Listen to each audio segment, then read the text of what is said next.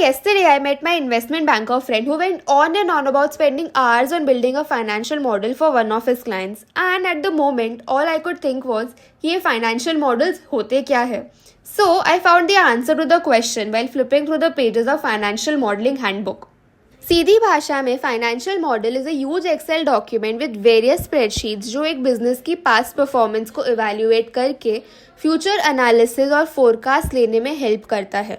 एक detail financial model में cost, revenue, users, assets, debt और काफ़ी चीज़ें इंक्लूड होती है. So a typical financial model will have major 5 types of sheets. In the ratio analysis section, we present various financial ratios that will show a relationship between different line items in the statement. This will help in showing the performance of the business.